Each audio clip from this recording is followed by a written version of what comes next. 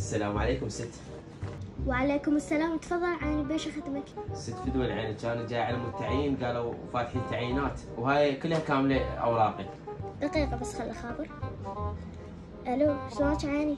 اقول لك عيني هذا ابني تعبني موتني، مدارس خصوصي وديته، معلمات حطيت له، كل شي سويت له، متعبني هيجي.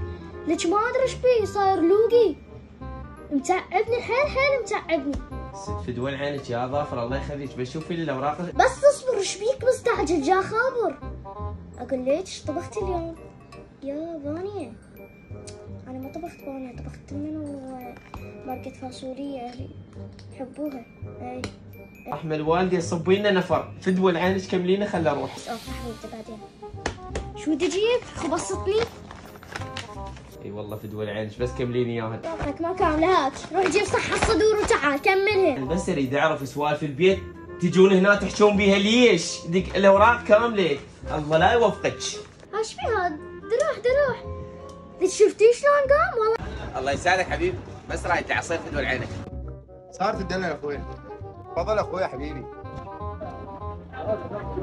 الله ودك والله عصيرك كلش طيب اخوي. السلام عليكم. غالي. عرض جلاس عصير، قيش الجلاس؟ 5 اخوي ب 5000. 5000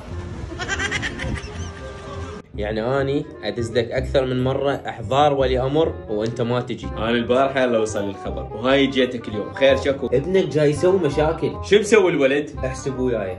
اولا هروب من المدرسه مع محاوله كسر قفل باب المدرسه. شلون؟ ثانيا لزمناه بالحمامات يدخن سجاير يسن نعناع. شنو الحكي هذا؟ ثالثا تشكيل عصابات واخذ فلوس من الطلاب.